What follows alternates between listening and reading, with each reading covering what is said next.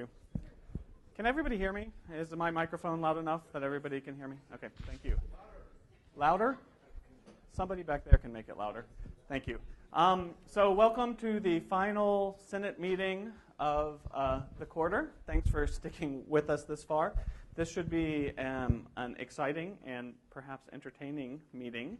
I just want to make a few very brief comments about what's going on campus, and in particular on two business items that we're going to be talking about today. So the first is the resolution by the Student Collective, as introduced by Senator Mobasser, who is somewhere. Okay, he'll be here. We've had a lot of discussion about this resolution this week, and there have been some changes from the resolution that was introduced at the Senate meeting 2 weeks ago. So as far as I understand things, the new resolution is available on the Senate webpage, either from the, no, it's not. Okay, sorry, that is not the case. So we will flash it up when we're going to talk about it. Now, generally speaking, in order for us to have any sort of vote on this resolution at this time, we would have to suspend the rules. And the reason for this is that motions need 21 days notice before we can actually vote on them in normal order. So we can have the discussion as to whether or not we want to suspend the rules for this resolution. However, one thing that I would like to come out of this with is at least the feeling of the Senate towards the resolution, and can we come out of this in a way that is both supportive to the students who are still facing disciplinary action, but also reactive to the needs of the administration to have a resolution that has actionable items, so that whatever resolution is put forward is something that the administration can actually respond to and help address the issues that the Student Collective brought forward. So I would like this to be as positive as a discussion as possible and not about personalities or attacks on individuals and grudges and whatnot, because I think that just kind of muddies the situation. These students brought forward important issues. I think it behooves us as a body to listen to these issues and to figure out a path that actually goes towards a solution for these issues. So if we want to vote on that, there will have to be a suspension of the rules. If we want to amend or change or divide that motion, there will have to be a suspension of the rules. So there's lots of ways that could proceed. And thankfully, I have a very smart parliamentarian right here who will help me through all of this, because my knowledge of Robert's rules is, let's just say, limited. All right. The second thing I want to talk about a little bit is the expedited tenure review legislation. So we are going to have a vote on that, potentially. We've had some discussions with senators behind the scenes. We've certainly talked with the provost's office and the president as well, because ultimately any sort of legislation like this will be approved by individuals in Johnson Hall. So I spent some time yesterday trying to incorporate a few changes to be responsive to some of the things that Senator Murray brought up in the last meeting and brought up via email today.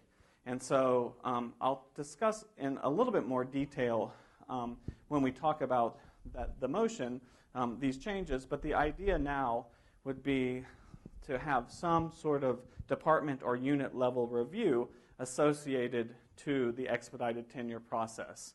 So basically the outline of the process would go something like this. A department identifies a senior eminent researcher who they would like to hire. They vote to hire this person at the level of full professor. They vote to offer this person tenure, right? And then they take this file to the dean and the provost and try to get agreement between the unit, the provost, and the dean as to whether the expedited tenure process is the right process for this hire. Keep in mind, this is for really, top-notch scientists, researchers, artists, etc. Right? So then, once it has been decided to implement this process, the Expedited Tenure Review Committee, a subset of the FPC, will get the file, the hiring file, so basically the application materials, and they will get a list of potential names of outside individuals to contact for additional review, and they can either ask for letters from these individuals or phone calls. If it's a phone call or some sort of discussion, they will be required to document very carefully what they discussed and the content of that conversation. And then they can also ask for additional information from the dean as they see fit. This file, they will make a preliminary recommendation based on that information and then send that information back to the department. The department will have a short period of time to review any additional new information that has been discovered in this process, in particular these external evaluations. And individuals on the appropriate committee in the department, so basically those who are allowed to vote for tenure, would have the opportunity to change their vote if they would like. The department could change its recommendation. That information would go back to the ETRC. The ETRC would look at the new recommendation from the department based on that information and prepare their recommendation for the provost, send it to the provost, and then the provost ultimately makes the decision. Right, so this adds some level of departmental review without the department going through the full dossier that they would have in a normal tenure situation. So that's just an overview. We can certainly have more discussions about it, but I just wanted to kind of share with you the outline of that. All right, I think at this point my introductory remarks are over, so I'm going to invite President Schill up to tell us a little bit about news on campus, and we'll take it from there. Thank you, Chris. So I don't have a whole lot of new news. In fact, very little, which is probably good for December, getting ready for the holidays.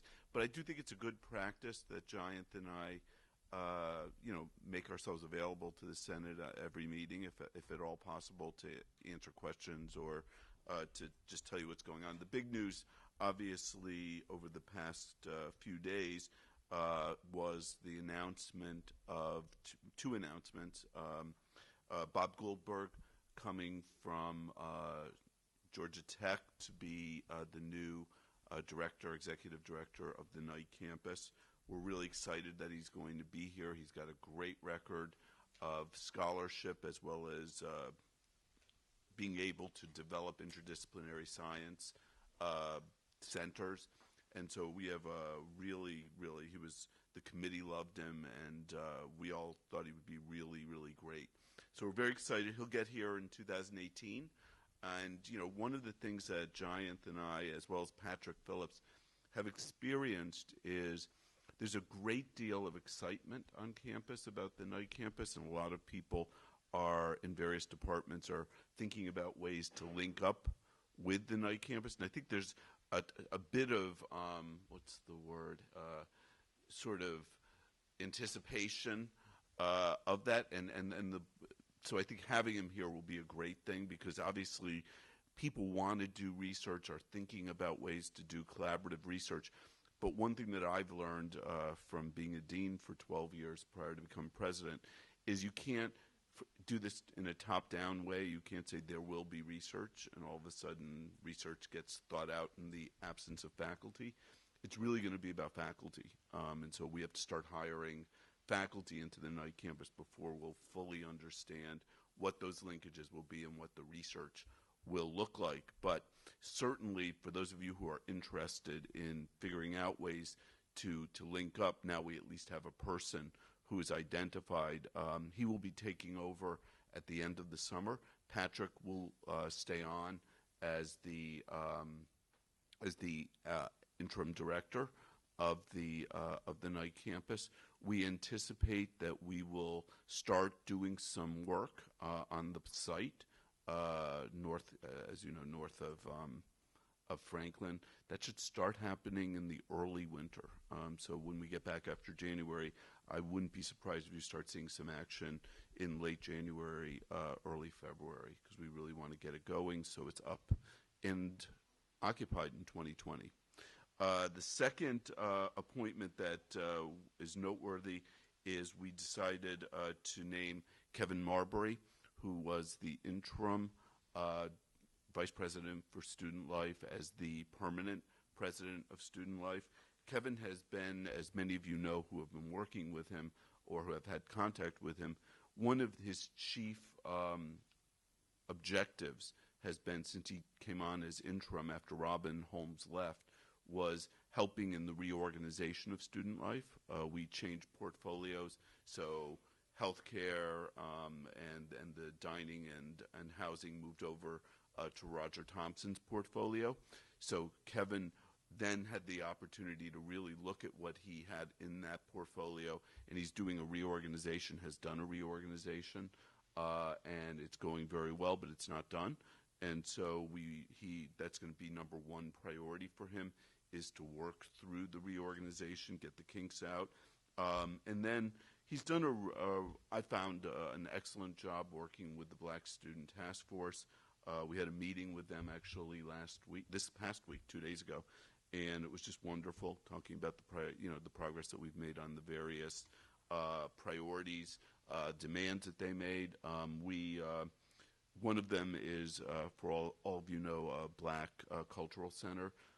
We informed them that we have now raised over $1.6 million for that. The capital cost will be about 2.2, so it'll be done. We're confident of that. So very excited with that, and he obviously has to launch a search for the new director of the Career Center, and there'll be all sorts of interesting opportunities with the new Tyson building coming up, how we mesh advising and career services together in various ways. So that's going to be on his agenda. Lastly, all of you know, or some of you know, certainly if you're in the music school, you know, that we're interviewing candidates this week, next week, and I think it goes until the first week after break. We're interviewing candidates for Dean of the School of Music and Dance. We have some great candidates coming in, and one was already in this week, and I think another's coming in tomorrow. And so Adrian Lim is chairing that committee, and we're all excited about the opportunities. It will turn out that once we hire that dean, the senior dean amongst us will be Randy, who was brand new when I became president. So we've had a remarkable change in leadership at the university over a very, very short period of time. And so very pleased with that. So that's it for my prepared remarks. Jonathan, I'd be happy to take, if any of you have any questions about anything in the university before the end of the year. Going once, going twice. All right, well, listen, I hope everybody has a great holiday. It seems a little early to be doing that, but and we'll probably see each other in a number of other events, but this is the last Senate meeting of the quarter. So if I don't see you, I hope you all have a great holiday and a happy, healthy New Year. And I know Giant shares with me that those sentiments. Thank you, President Schill.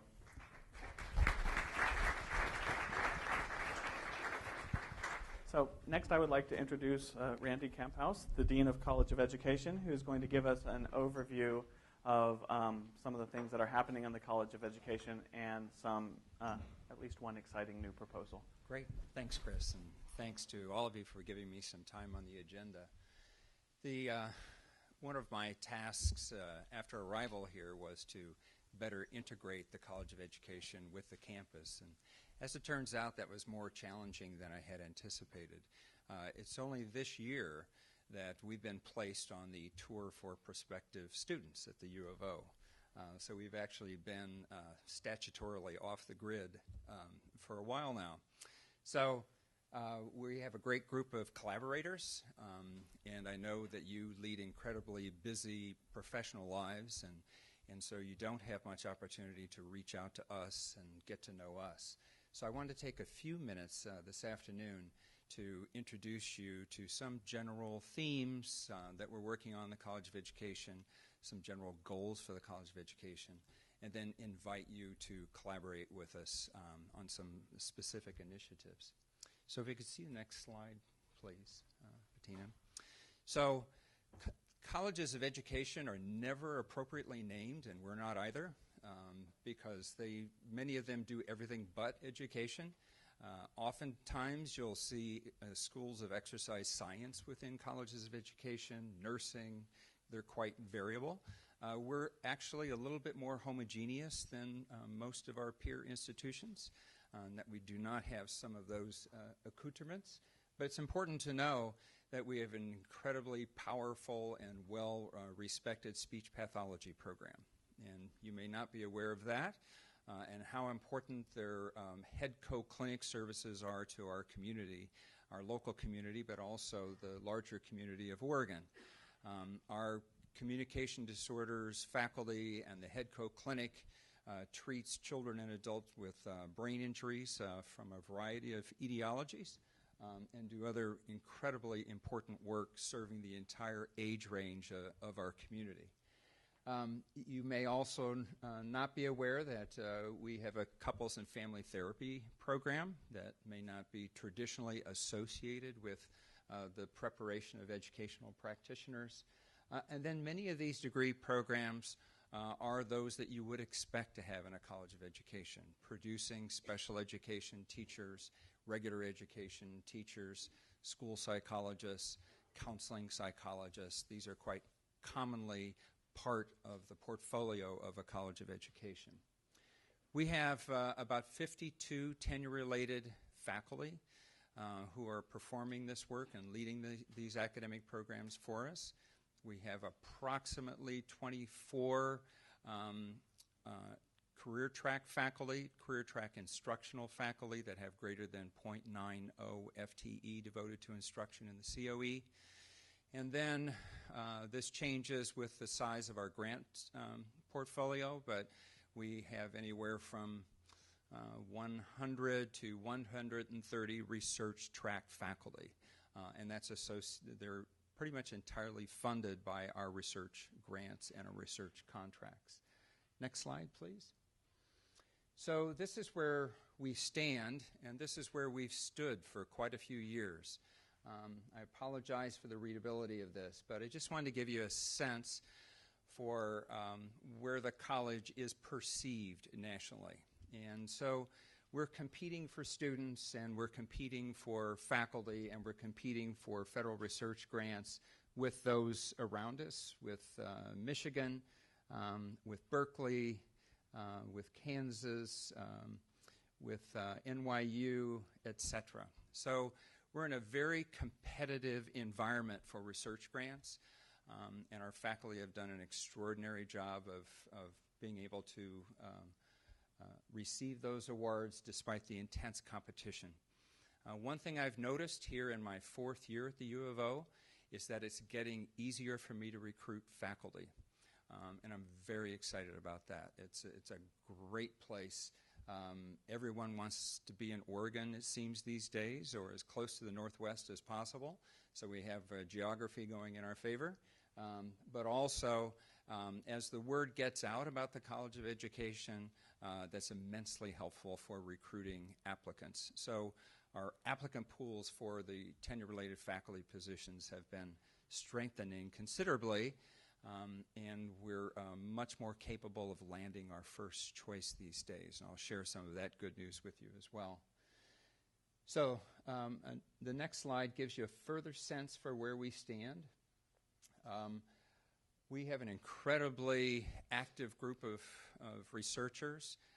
I'm not completely confident that I understand the history of our College of Education as fully as some of you who have been here for a long period of time.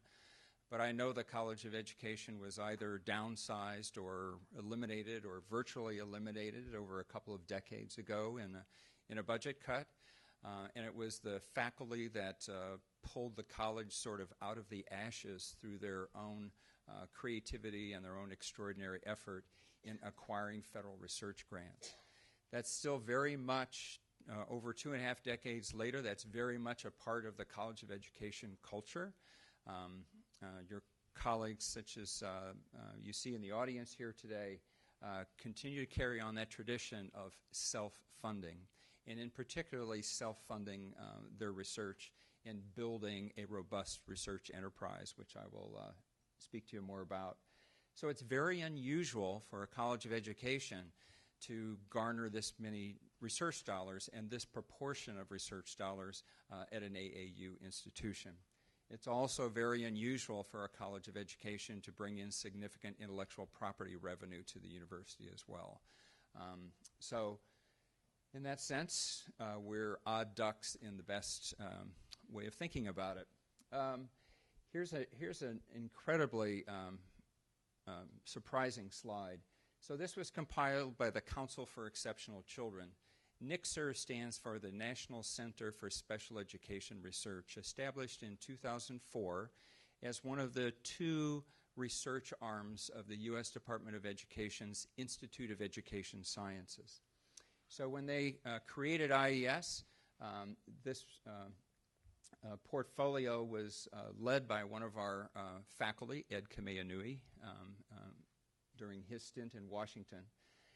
But Ed and many of the colleagues who are still with us today, Rob Horner, Hill Walker, etc., have been incredibly successful at acquiring federal research grants with great ideas and with extraordinary tenacity. When I came here, I thought that I was really helpful by applying for 3 research grants during the summer before my arrival, and that was pretty much an embarrassment in the context of our culture because we had people applying for 6 grants or 7 grants while I was kind of bringing up the rear end there. So it's what that has resulted in is that the University of Oregon has acquired more special education research grants in this period of time than the entire state of California. So you put together Berkeley and UCLA and et cetera, and this little group of faculty has performed far above their weight class for a long period of time. So I've been told by Chris Murray not to show this because the U.S. Department of Education might stop giving us money if they see it's all going to Oregon. But it is important to show kind of the context and the culture of our particular college and how it's unique nationally in that regard. Next slide, please. So education researchers use a diverse set of methodologies to study various phenomena. Because of the heterogeneity of the discipline in colleges of education. So we're not like some academic units and some disciplinary units where pretty much everyone's using sort of the same framework for their research methodologies.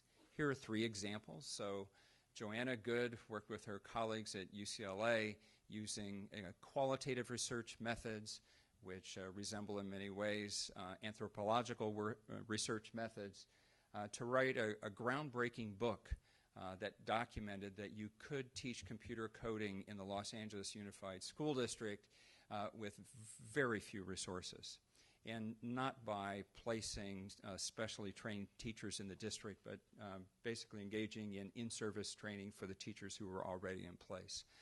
And as someone like myself, my personal research was done in LAUSD. You know, when you're talking about 700,000 students and the level of activity in a district that size, to get something like this done is quite remarkable. So this is a very important theme of our college as well, and that's a commitment to those who are lacking opportunities, a commitment to schools that are challenged, and a commitment to social justice. And this is emblematic of that. So that's qualitative research, and it's supported by the National Science Foundation, and Joanna's done such an extraordinary job that she's garnered at least 2, I think, new grants in this last year to scale up this work. When I had the pleasure of visiting the NSF, it was delightful to be welcomed with open arms by this particular division because they're so proud of her work. Ilana Umansky changed a very important law in California. So decades ago, California passed a law outlawing bilingual education. And it was based on some early research showing that if you took bilingual children, which is about 85% of school districts like LAUSD, if you take a group of bilingual children and you teach one group only in English and one group in a combination of English and Spanish in a bilingual program. The early research indicated that the kids taught in English had better academic achievement test scores. Ilana and her mentor at Stanford, Sean Reardon, took a look at data later on for these kids when they got to high school, and what they found was the reverse.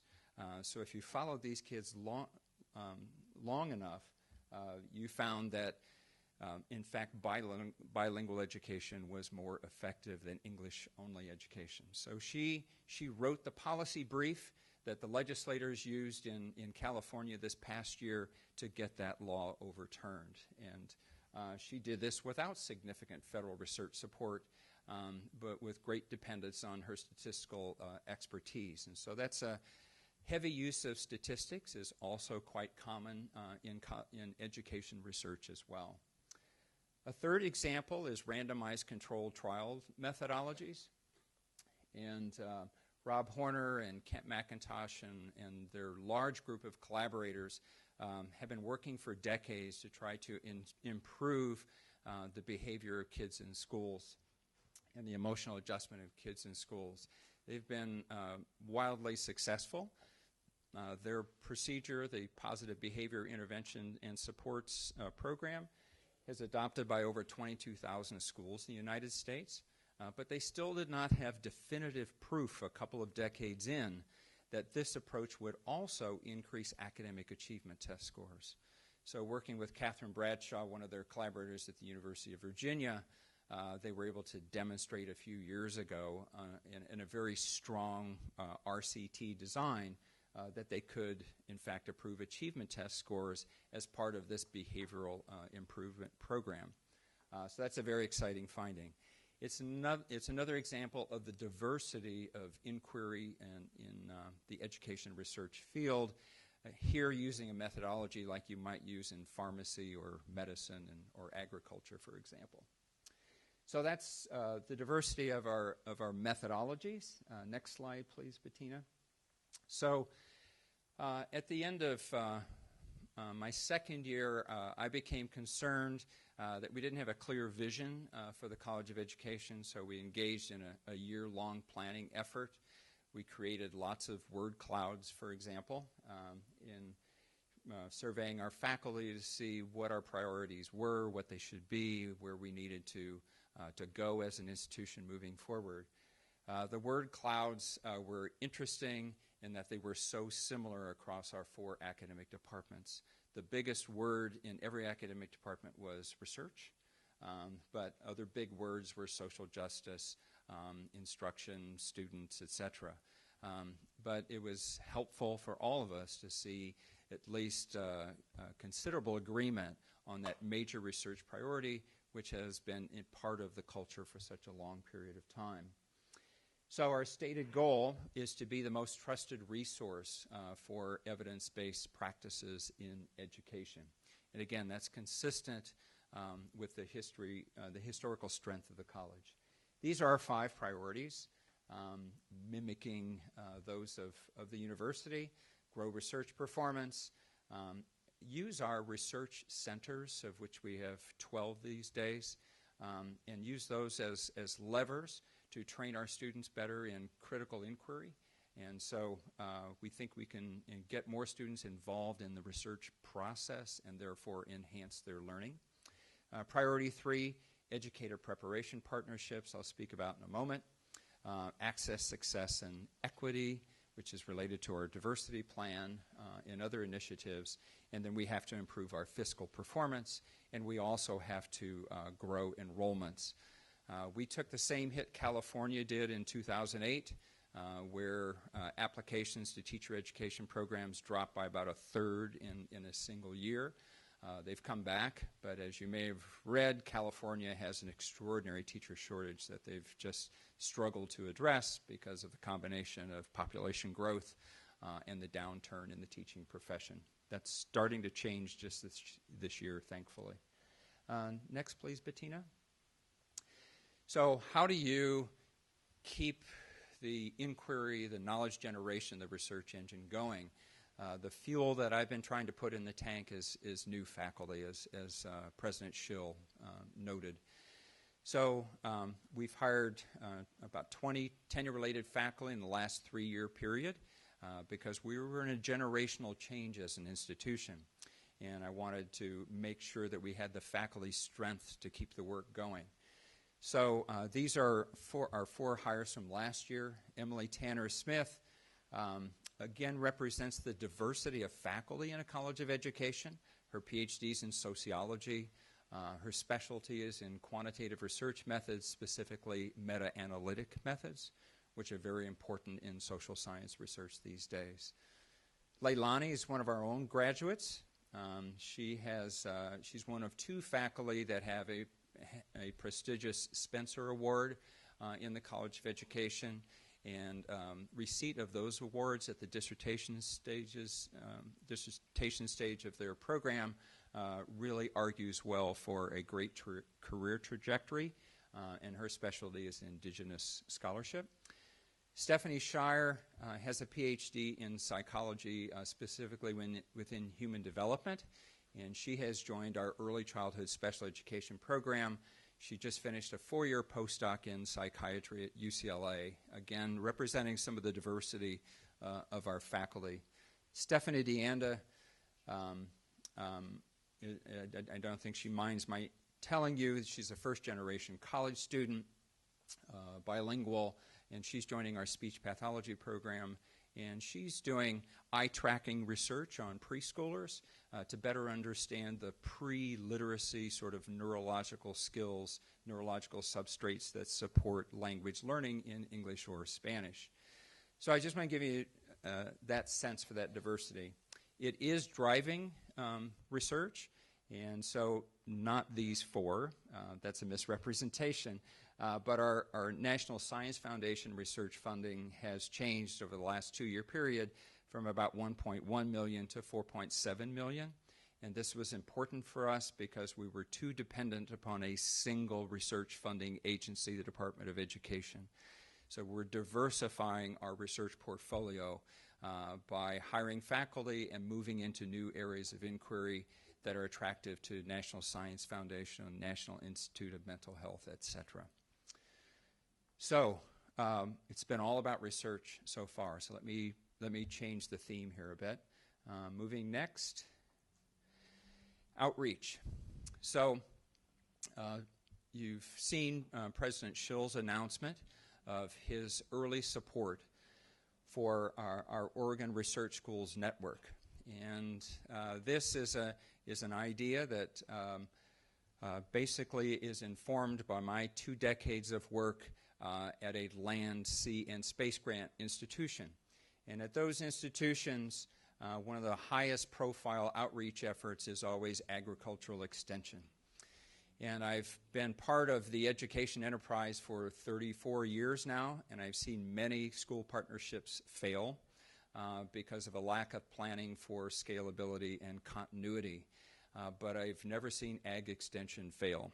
So this is modeled on what I've seen over the years in ag extension, but I didn't want to use that terminology. So we call it the Research Schools Network because it has a variety of meanings. But one of the meanings is that research is what we focus on in the College of Education in generating the new knowledge and the new practices to share with schools, to share with policymakers, et cetera. And we want to share that with long-term partnerships with schools that are deep and are bilateral. So we're going to focus on high school, and the map here gives you a sense for how we're trying to serve the entire state of Oregon, much like ag extension does. Those of you who grew up in the country, as I did, you know that every county has an ag extension office in most states. So we want to serve Oregon broadly, and this is also a response to a concern I've heard from our legislators and other stakeholders in Oregon.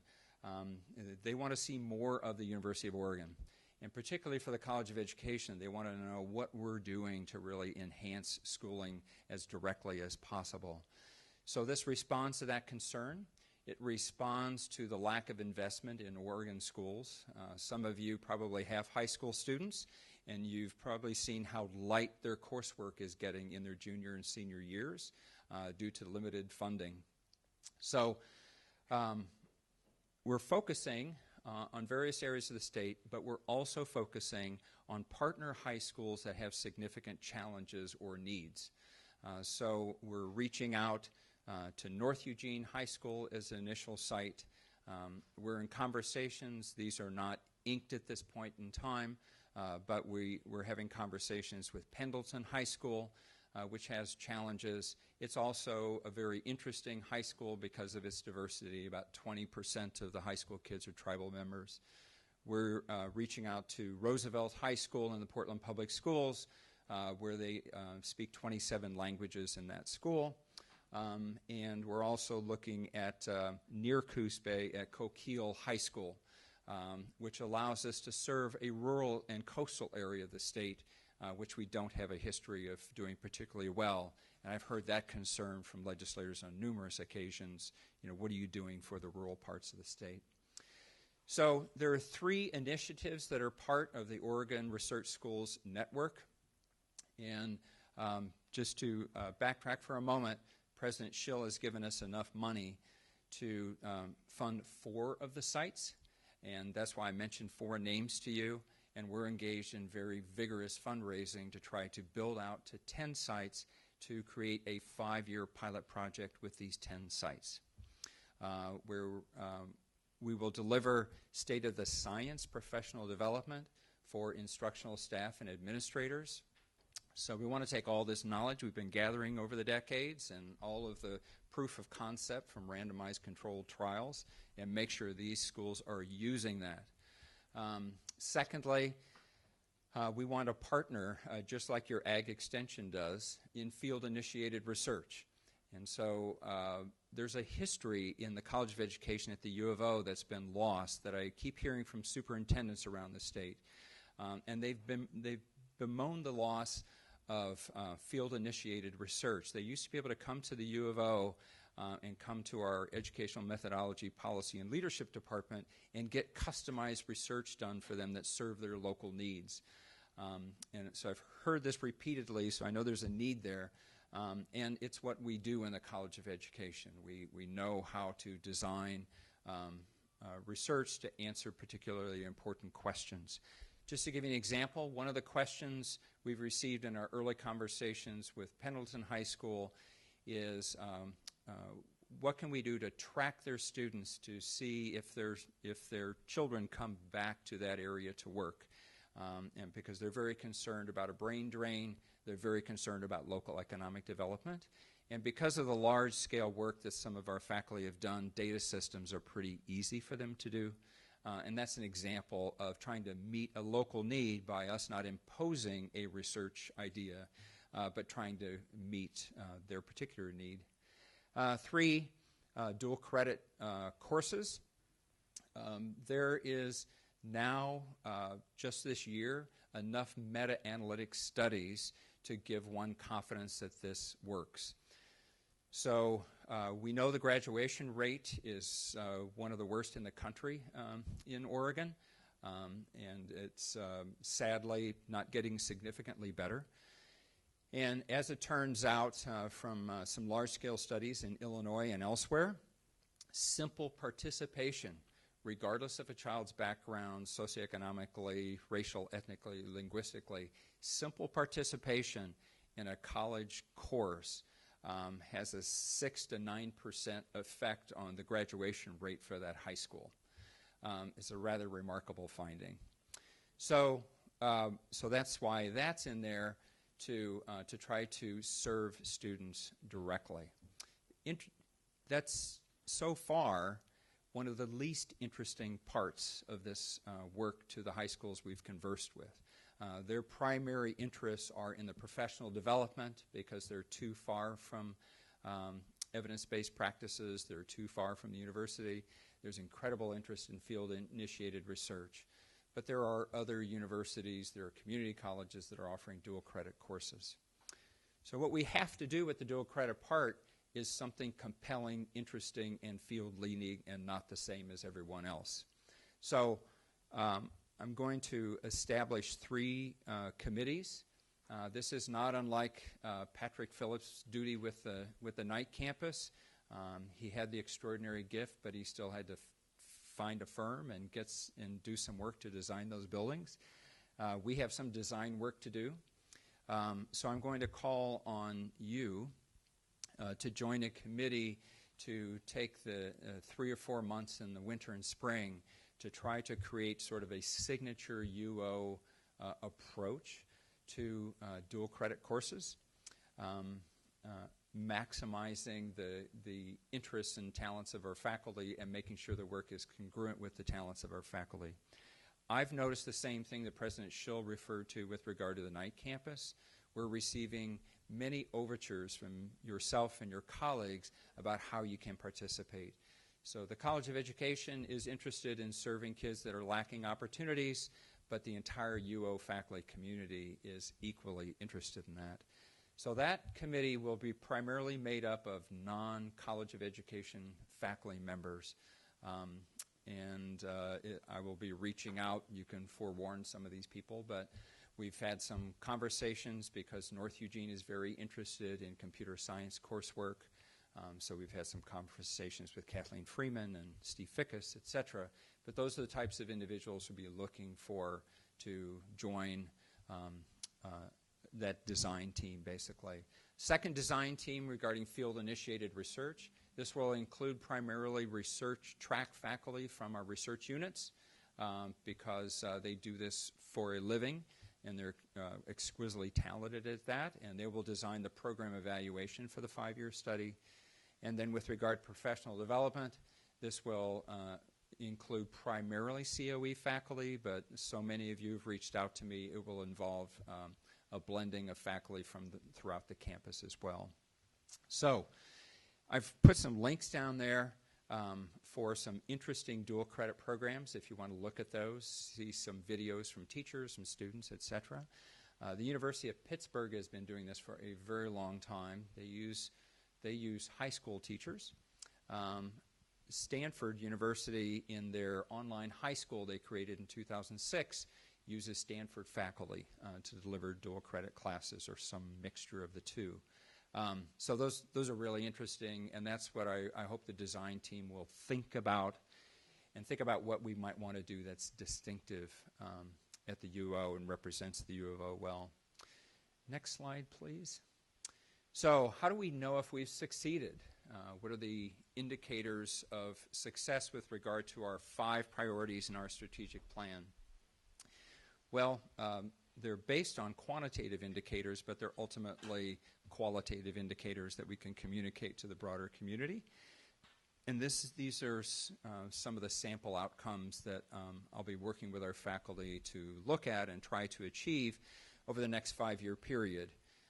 We need more master's students in the College of Education. We want to make sure our doctoral alumni are getting jobs in the best academic institutions if they choose academic careers.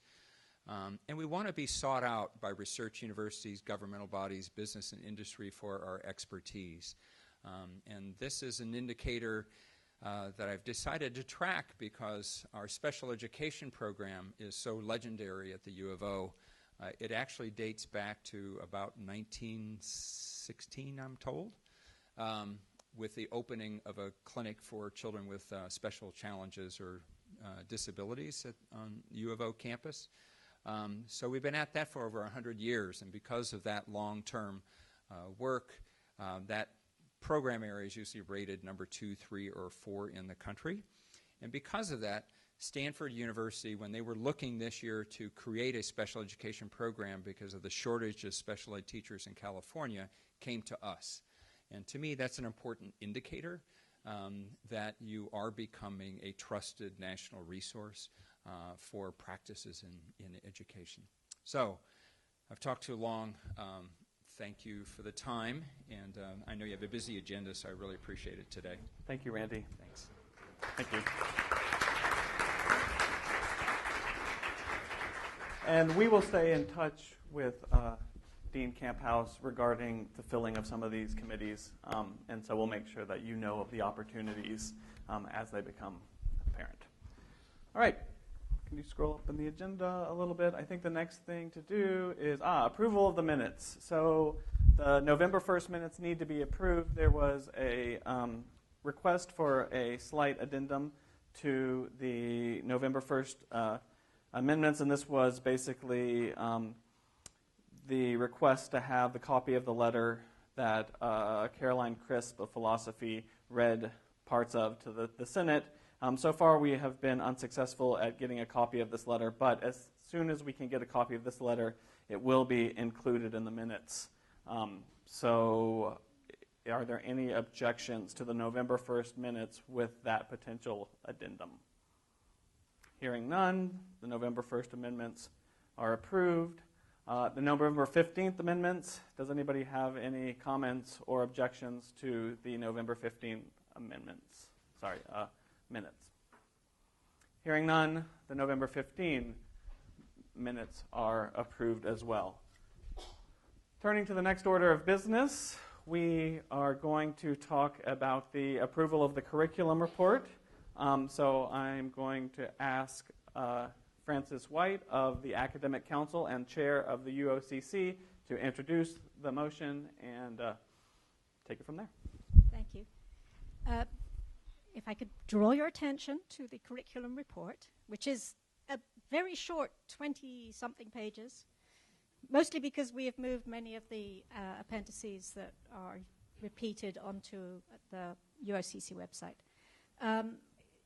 Very straightforward curriculum report. If you look at it, you'll see all the courses that were passed. If you scroll down, if you could go to about page 19-ish, which is, these are all the courses, right? There's 102, 104 courses this term. An easy load. You'll see that a fair number of courses are still in the pending category, and I'll talk about why that is in just a moment. If you can go down to the other curricular matters. I just point out the denied classes was none. So other curricular matters, this is where I want you to pay your attention, because this is also comes in as we're doing this process. First of all, that link for the revised procedures for curricular changes, every time I can get around to it, we update the procedures. There was a massive update that went on with moving to CourseLeaf as a program for managing course proposals. We revise it periodically, and this is another revision. This revision has been carefully scrutinized by the UOCC and passed. It's been reviewed by undergraduate council because all of the changes impacted undergraduate matters. It wasn't reviewed by grad council again. It's been proved in the past. And they voted to approve it. So there are changes in it. The changes are relatively minor. They're mostly things like this particular change, which is written out for you to show you what we're doing, and that is that in the past, under administrative changes, things like changing a title or a few word changes within a course, these could be done via the registrar. They still come through the committee, and the committee reviews them. However, given that we are now doing this in CourseLeaf, they need to be done in the same way, and we are using this process then to fulfill our accreditation requirement that these courses then put a syllabus on file for the class, fill in the student engagement inventory, and add their course learning outcomes, right? All of which are, I realize, an administrative burden to do, but we need to do this so that all of our courses are in CourseLeaf. So we have a fair number of pending administration actions this term as we're waiting for everybody to respond and to fill in the actual forms.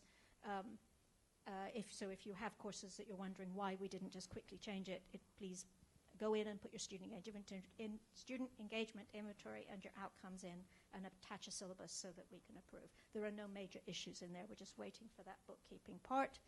The other changes are relatively minor. There's clarification of how to do a multi-listing request. It required one change from the previous policy. The previous policy said complete the form.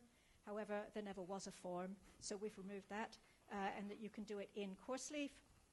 So that has been changed in the requirements. And the most major change has been to clarify the process of checking for duplication, as well as a reference to where that policy comes from. That is, it's point 11 of the general limitations of the bachelor's degree, I think, or it's 7 or 11, it's one of those two, which basically says you cannot receive credit for something that you already have competence in. So we've clarified where that request comes from and how to fulfill it, and separated out the section which talks about courtesy emails, that is, with the request to send another department an email that you are proposing a new class because they may be interested, as a very different process from saying, we're proposing this class, do you already have it, right, to check for duplication. So we separated those two procedures because it was causing confusion. And I would remind everybody, or anyone who is interested, who had problems with the decisions over checking for duplication before, we are following policies, or policies that are under the faculty review of the curriculum can be changed, but they need to be changed through Senate processes. So we currently follow the existing policy of checking for duplication. So those changes are going to be embedded in this vote for the curriculum report, right? But they have gone through the appropriate Senate committees. There is also, as you'll see as you go down, the other curricular matters, all of which, again, have gone through the various procedures. I have two from the floor changes, corrections, and they're very minor, that two of those items have actually already been approved, so we'll be striking them from this actual report. So I assume you don't really need to go through that in detail. As usual, there's final tweaks that come in as the report comes in, especially over the interface with the catalog itself, which might require tweaks of titles with the catalog editor, who has the final say on what the course title is, otherwise known as no punctuation or technical terms in course titles, and clarity of what the subject matter is based on the title. So again, that's lined out in the procedure. Other than those matters and the fact that by approving this report, you're approving the changes, all of which the procedures are up on the UOC website. Otherwise, it's a relatively straightforward curriculum report with its whatever the number of courses in there. Great. Thank you, Francis. So this, having come from committee, does not require a second. Is there any discussion of the curriculum report or the motion to pass it? Seeing none, will somebody call the question? Okay. Senator Bryant has called the question. All those in favor of passing the curriculum report? Thank you. All those opposed? The report passes unanimously. All right. On to the next order of business. Let's see what it is. The consent calendar. Okay, so the issue here, maybe not an issue, the idea here is that generally speaking, policies come from the Policy Advisory Council, and one of the next steps of approval of a policy is to come to the Senate exec for determination as to whether a policy is academic or not, and as to whether or not it needs some sort of official approval of the Senate on the floor of the Senate. So oftentimes policies come forward that are not academic. Fine, Senate exec says this is not an academic matter, and it goes on to the next step in the policy approval process. Other times, something will come forward to Senate exec, which is obviously academic, but does not rise to the level of needing to talk about it on the floor of the Senate. For instance, an example is there is a repeal of an old academic calendaring issue that really has no effect on anything. However, it's clearly academic. It's just not something that we need to spend time on here. So the idea was to provide a mechanism known as a consent calendar, which will allow us to pass business without having to have the conversation necessarily on the floor of the Senate. And the reason we would like to do this is we would like, as a body, to say, these are academic matters. They fall under our purview.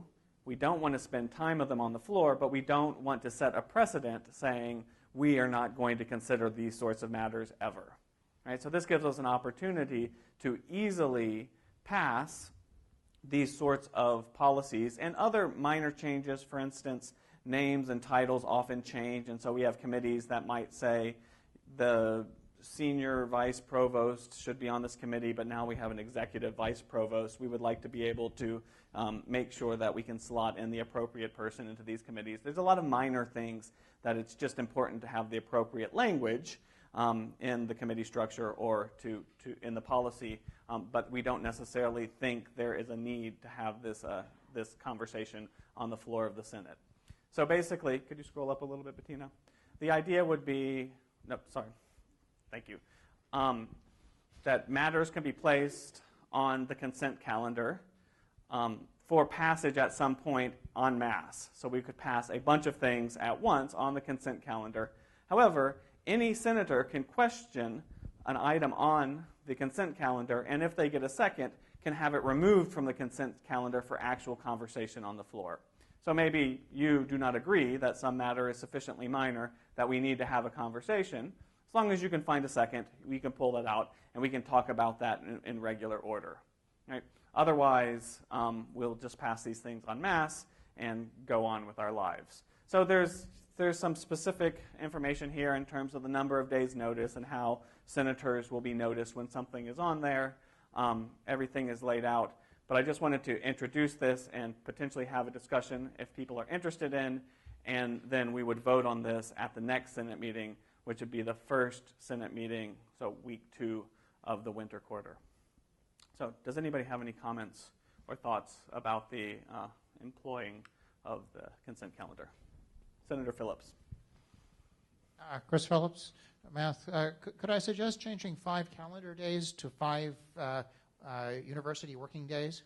Okay, that seems acceptable to me. So before we put this in the minutes and before we bring it to a vote, we'll make that change. Okay. Other ideas? All right, hearing none, we'll move on to the next order of business. This will come up for a vote in week 2 with that change. If for some reason I forget, remind me at the time, but I don't think it'll be an issue. All right. Thank you. Let's see what's next. This one will be fun. All right. So, resolution to support the uosenate collective. This was introduced by Ariane Mobasser, a student senator. Would you like to come up to invite him up to talk about the motion? And then we can have further discussion. Thank you. Thank you, Chris. Hi, everyone. So my name is Ariane Mobasser. I'm a doctoral student in the Department of Psychology. I'm also a first-year UO senator, as well as a senator on the ASU Senate. So I just wanted to say a couple things. Most of all, I want to open the floor for debate and allow some of the other voices that haven't yet been heard to have a chance to weigh in. I just want to speak to, this resolution, as most of you or all of you already know, has come out of some recent events that have been challenging, and the conversations around these events have been challenging. But most of all, it's just been an absolute privilege, just to echo something I said last time, privilege to represent my fellow students here, and to be part of a platform upon which we can have these kinds of important discussions. It's been super encouraging to see the remarkable level of involvement by Senate as well as the broader campus community in these issues.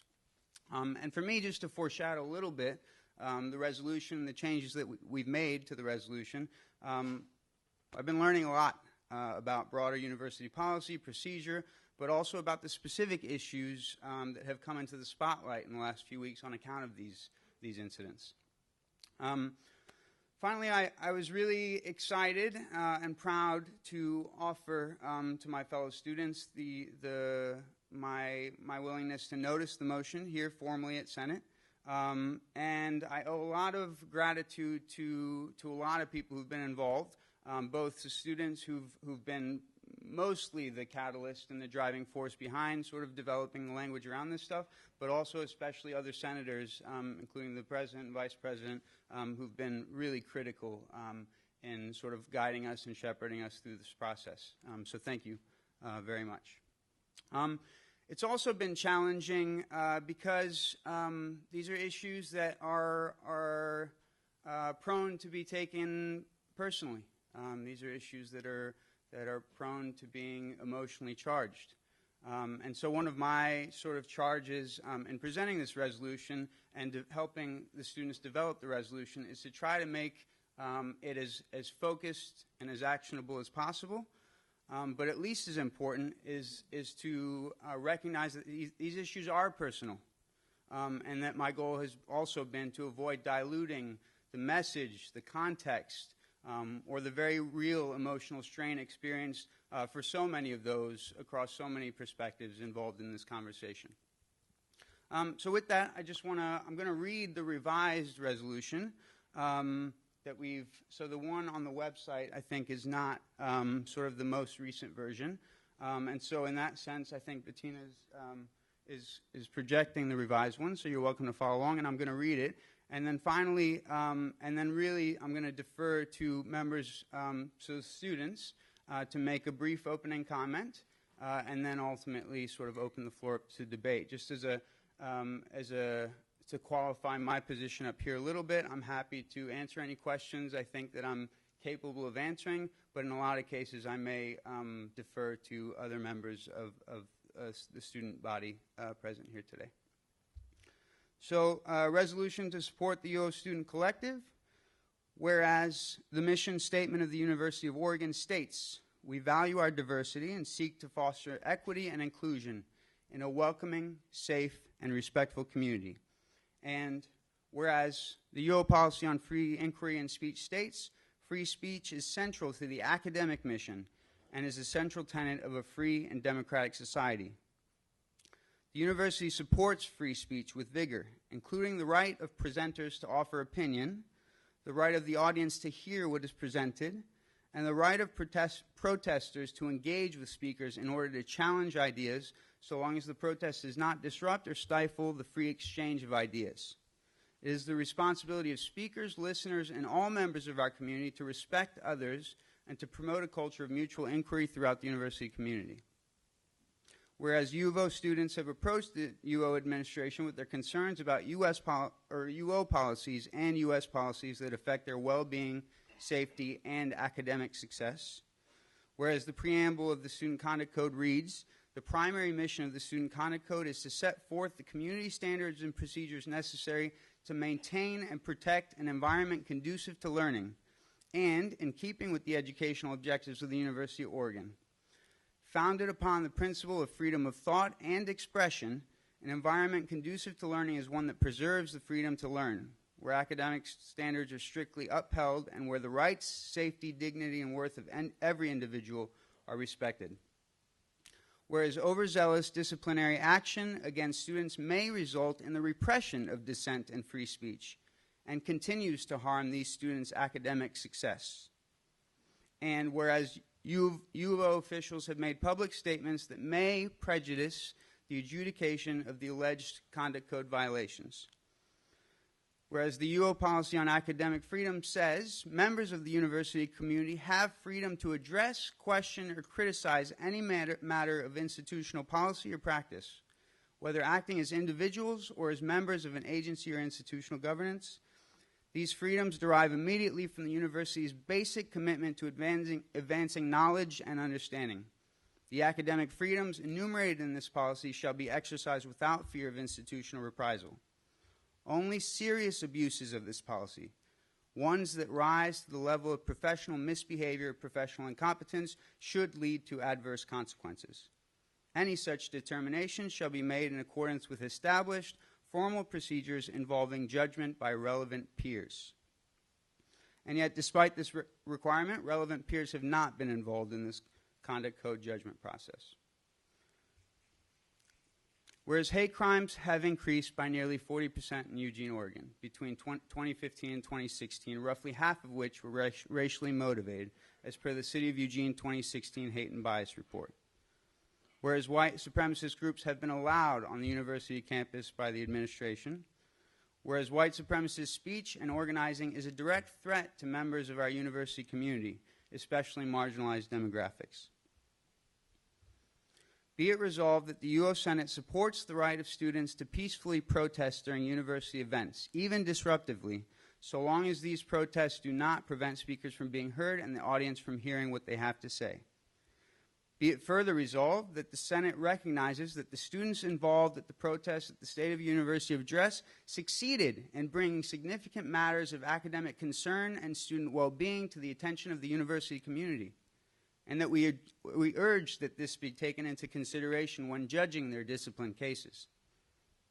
Be it further resolved that the Senate calls on the Student Conduct Code and Community Standards Committee to ensure that the Student Conduct Code is revised to include student peers and judgments on disciplinary cases involving free speech, as required by the Policy on Academic Freedom. Given our commitment to free speech and academic freedom, the Senate urges the committee to develop Student Conduct Code procedures distinct from standard discipline charges.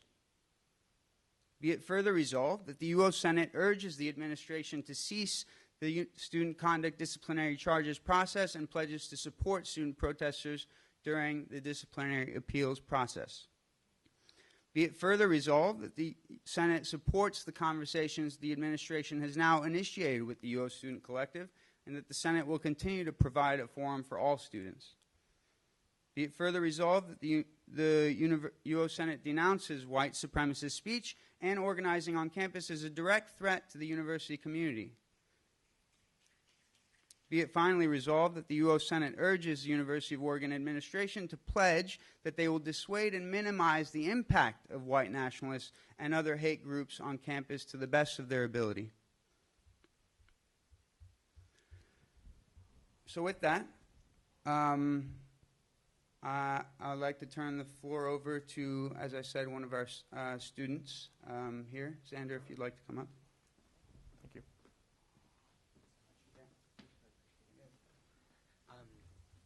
Do you mind? Yeah, please. Thanks so much.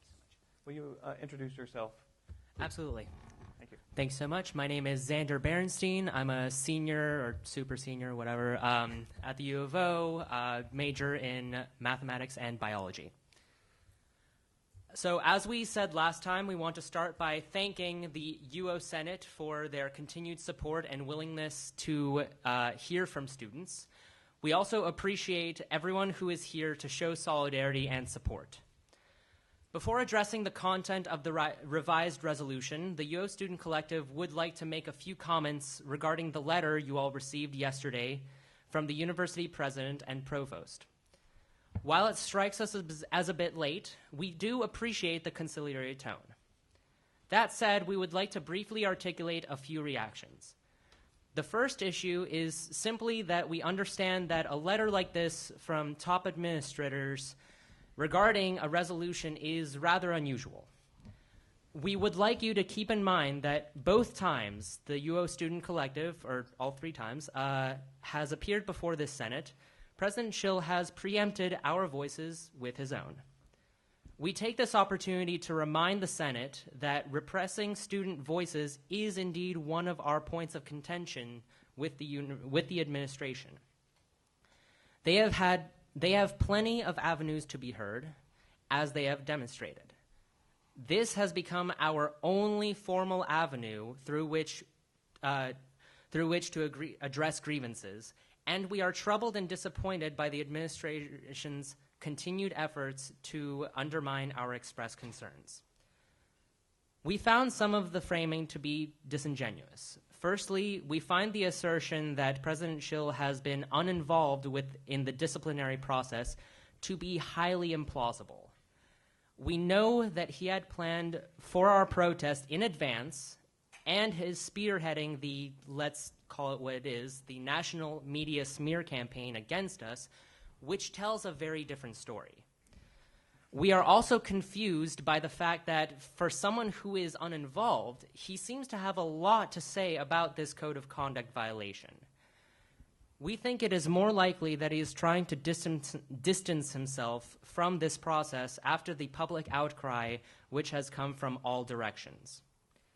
The consistent attempt to frame us as a small, disassociated group of students is also very troubling.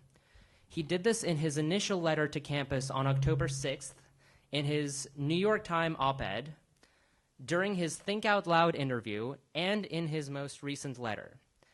We would first clarify a point of fact that there were at least 50 students on stage and at least 80 students total in attendance. This does not seem like a small protest.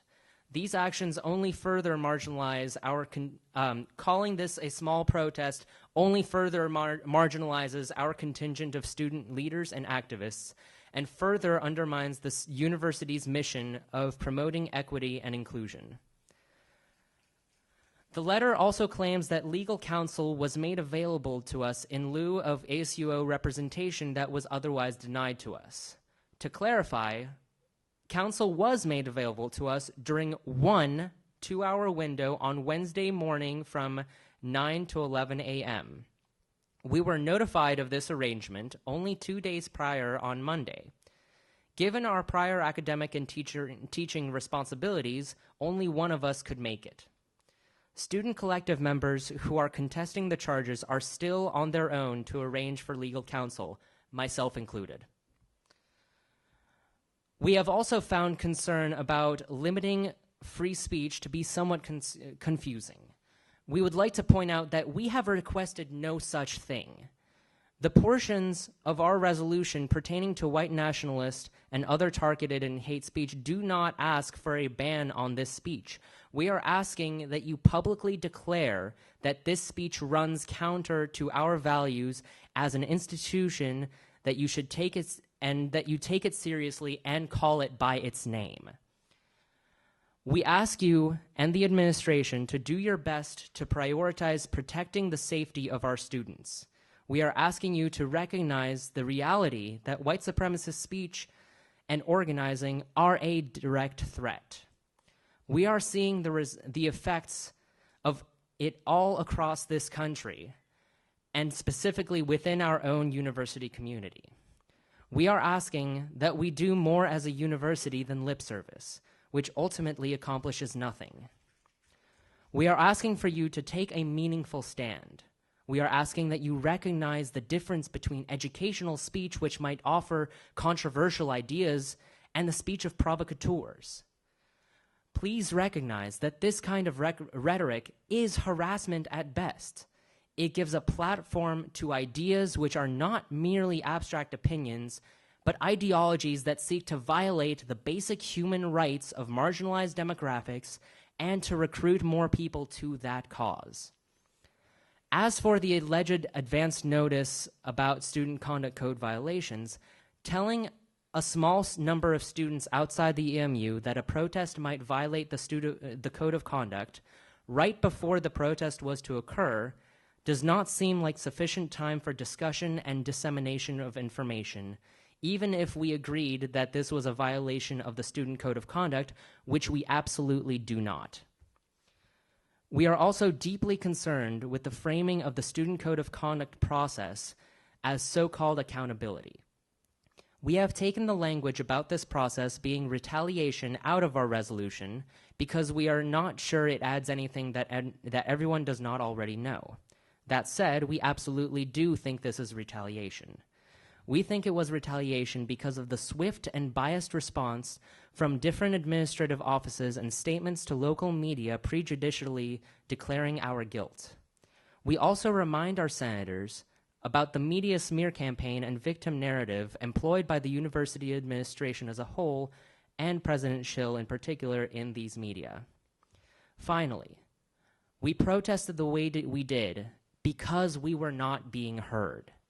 Protests are not convenient, nor are they tame.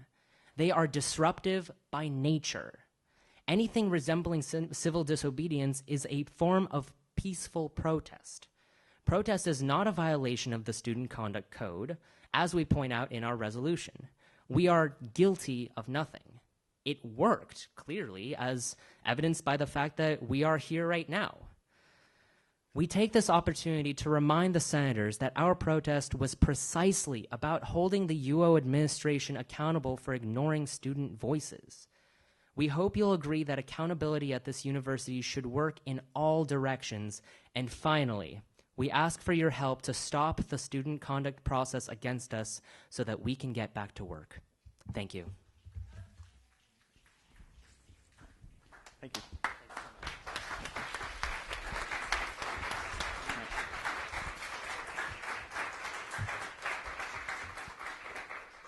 Is there any discussion about this resolution from the Senate? Oh, that would be more exciting. Senator Frazee. Has the motion been given to the Senate? The motion has not been given to the Senate. I'll withhold my discussion. All right. Would you like to give the motion to the Senate? Yeah, how do I do that?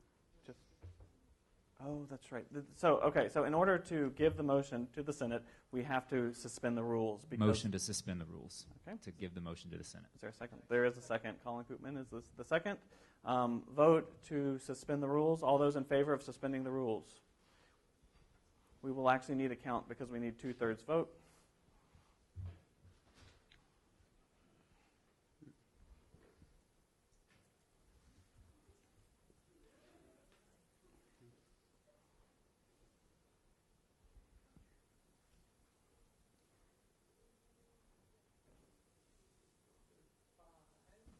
Those against?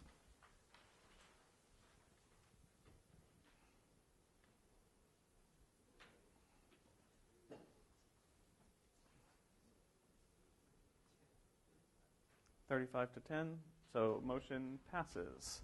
All right, the rules have been suspended. Would you now like to give the motion to the Senate? Yeah, All you have to do is ask for a second. I motion the resolution. Thank you. We have a second? All right, it has now been given to the Senate. So, first of all, I'd like to just thank my colleague Arian and Xander. Very eloquent words, and I appreciate the sentiment. Thank you so much for bringing this to the Senate. I know that this has been very hard work, and you have all given yourselves over many days and weeks to this topic and discussion. It would seem to me that the motion as it is written contains two separate issues, and therefore I move to divide. Second. We have a second. Will you explain your division, please? Sure.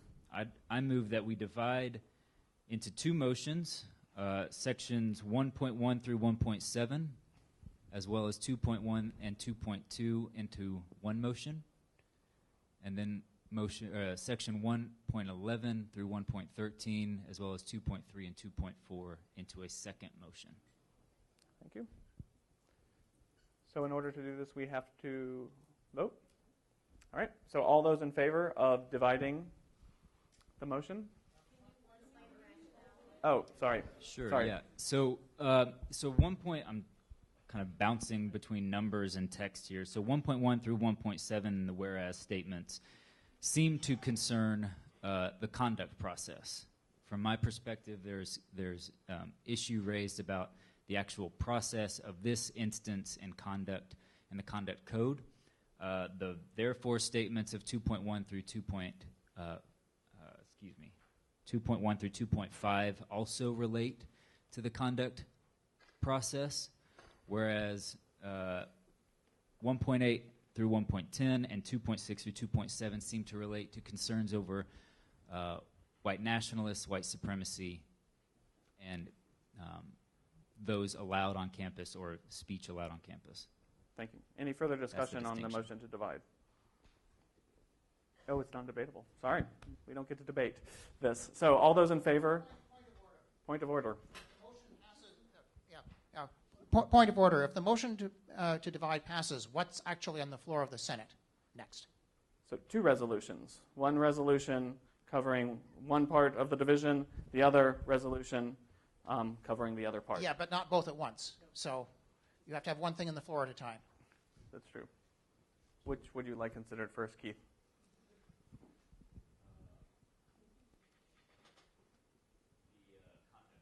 All right. So the conduct sections. There's no discussion. All right. All those in favor of the motion to divide, please raise your placard. I am going to allow for a count here just to ensure.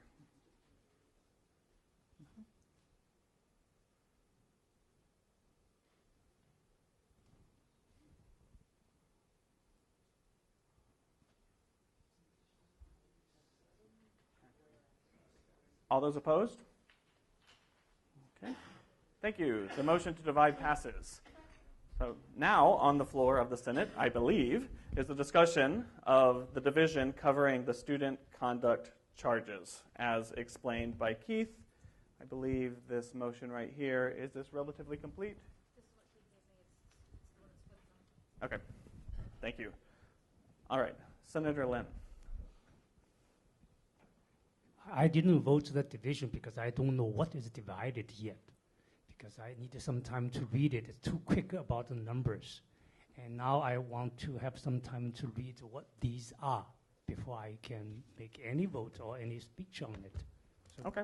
Can you give us some time to make sure that I understand what is actually divided into two? Items. This thing come little in the middle of it anyway. Was not on the web page. It was a message. I haven't exhausted, digest all, and now it's changing again. So I would need like some time before we do anything. Would you like me to read it out? That would be nice. So we have some time to do it. Okay, thank you. All right. Whereas the mission statement of the University of Oregon states, we value our diversity and seek to foster equity and inclusion in a welcoming, safe, and respectful community. And whereas the UO policy on free inquiry and speech states, free speech is central to the academic mission and is the central tenet of a free democratic society. And the university supports free speech with vigor, including the right of presenters to offer opinion, the right of the audience to hear what is presented, and the right of protesters to engage with speakers in order to challenge ideas, so long as the protest does not disrupt or stifle the free exchange of ideas. It is the responsibility of speakers, listeners, and all members of our community to respect others and to promote a culture of mutual inquiry throughout the university community. And whereas the UO students have a... I don't know where I was. Whereas the UO students have approached the UO administration with the concerns about UO policies and U.S. policies that affect their well-being, safety, and academic success. And whereas the preamble of the Student Conduct Code reads, the primary mission of the Student Conduct Code is to set forth the community standards and procedures necessary to maintain and protect an environment conducive to learning and in keeping with the educational objectives of the University of Oregon, founded upon the principle of freedom of thought and expression. An environment conducive to learning is one that preserves the freedom to learn, where academic standards are strictly upheld and where the rights, safety, dignity, and worth of every individual are respected. And whereas overzealous disciplinary action against students may result in the repression of dissent and free speech and continues to harm these students' academic success, and whereas UO officials have made public statements that may prejudice the adjudication of the alleged conduct code violations, and whereas the UO policy on academic freedom says members of the university community have freedom to address questions or criticize any matter of institutional policy or practice, whether acting as individuals or as members of an agency of institutional governance, and these freedoms derive immediately from the university's basic commitment to advancing knowledge and understanding. The academic freedoms enumerated in this policy shall be exercised without fear of institutional reprisal. Only serious abuses of this policy, ones that rise to the level of professional misbehavior or professional incompetence, should lead to adverse consequences. Any such determination shall be made in accordance with established formal procedures involving judgment by the relative peers, and yet despite this requirement, relevant peers have not been involved in this conduct code judgment process. Section 2, be it therefore resolved that the UO Senate supports the rights of students to peacefully protest during university events, even disruptively, so long as those protests do not prevent speakers from being heard and the audience from hearing what they have to say. And be it further resolved that the Senate recognizes that the students involved in the protest at the State of the University address succeeded in bringing significant matters of academic concern and student well-being to the attention of the university community, and that we urge that this be taken into consideration when judging their discipline cases. And be it further resolved that the Senate calls on the Student Conduct Code and Community Standards Committee to ensure that the Student Conduct Code is revised to include student peers and judgments on disciplinary cases involving free speech as required by the policy on academic freedom, Given the importance of free speech and academic freedom, the Senate urges the committee to develop student conduct code procedures distinct from standard discipline charges, and be it further resolved that the UO Senate urges the administration to cease the student conduct disciplinary charges process and pledges to support student protesters during the disciplinary appeals process, and be it further resolved that the Senate supports the conversations the administration has now initiated with the UO Student Collective, and that the Senate will continue to provide a forum for all students.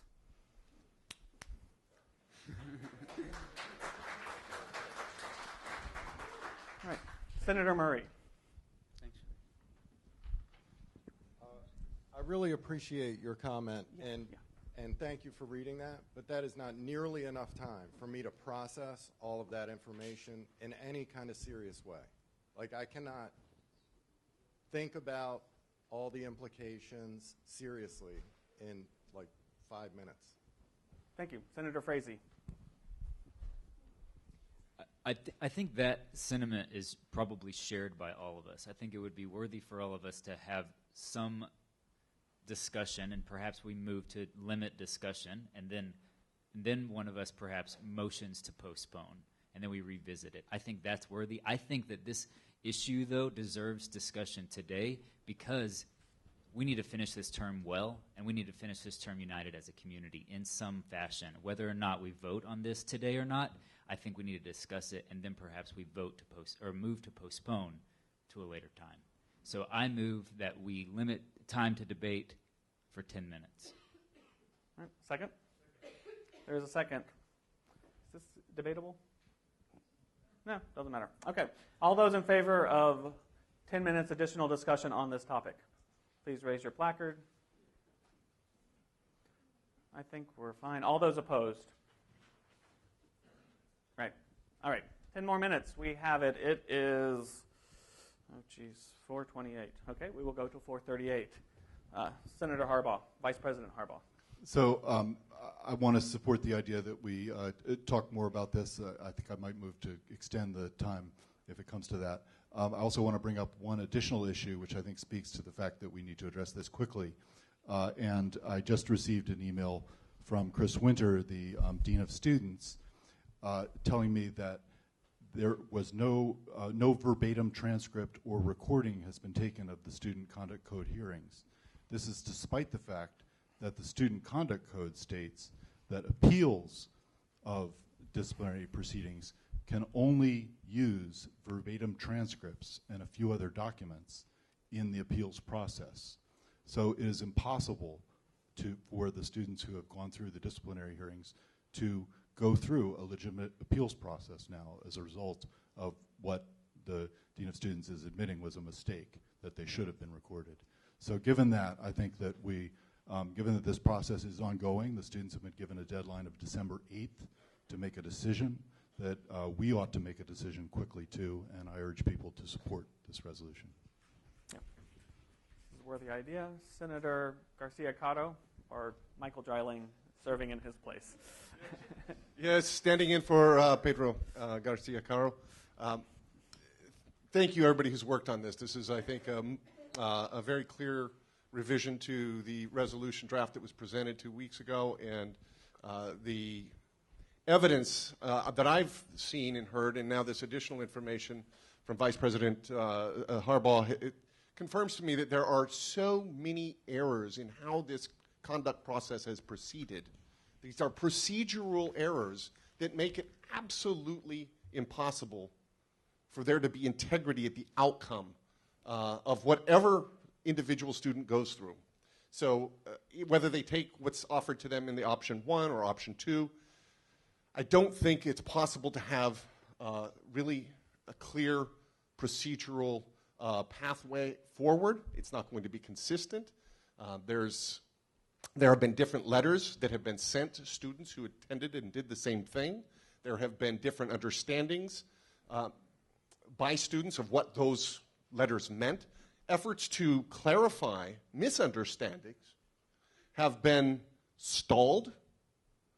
Different responses from different officials within the Student Conduct Office have resulted in consequently different interpretations of what is at stake for option 1 or option 2. So we have here a situation at the University of Oregon, a procedural matter that cannot go forward with integrity. There is not now going to be a process that allows for an appeal because the basis for that is undermined. There has not been, there's a conflict, as this motion, this motion 4 resolution points out. There's a contradiction between the academic freedom policy and the student conduct process with respect to free speech and academic freedom that has not been resolved in our policy framework. And then there are problematic dynamics that have undergone different administrative responses to the student protests from the start that, again, make it difficult to have integrity with any outcome resulting from these student conduct processes. So I would fully support this, and I know the seat that I'm sitting in for Pedro, I speak on behalf of him as well, because he's also represented these views to me and these concerns. So I hope that we can carry on this conversation and make a voice vote today on this and resolve this matter. This has been up and presented to the Senate now for some time.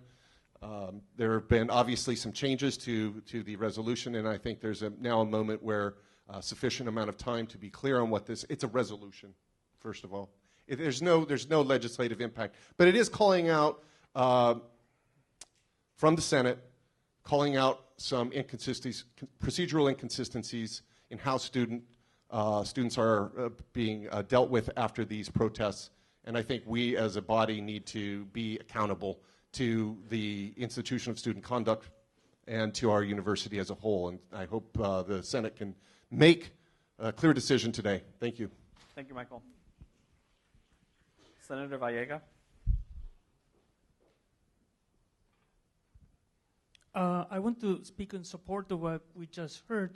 And I want to point out that it seems to me, at least, that the idea of dividing the motion into two allows us the leeway to move forward on this and then deal with the next motion. That is, we could act on this and then bring our doubts to the second part, which seems to me to be much more complicated in terms of implications. That's all. Yeah. Thank you, Senator Vallega. Senator Fried.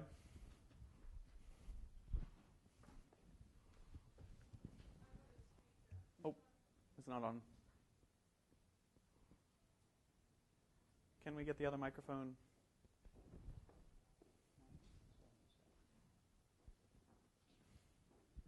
I want to speak in favor of voting on this motion today and voting positively for it. Two things. One, I want to refer to the spirit of it. This is about community conduct and the kind of community we want to live in. And it is my strong impression, having heard now from the students in both Senate and Senate Exec, that what we have is a number of students who care deeply about this institution, this community, who have sacrificed enormous amounts of time and are taking an academic hit, and that we owe it to them as educators to stop this. The other is a technicality that relates to what was said by Michael Dreiling, and that is, it's kind of referenced here, but I want to put on the record that on the day of this protest, the university spokesperson said that the demonstrators actually violated university policy. Those words were said. There was no process. I don't see how we can have a process with integrity after that was said by somebody with that much authority at this university. Thank you. Senator Frazee?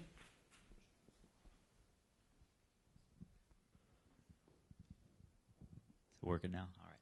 So I cannot, I remain committed to postponing the motion in light of the fact that Vice President Harbaugh brought up something that's, I think, needs further discussion and further investigation about the policy and about the procedure of the appeals board.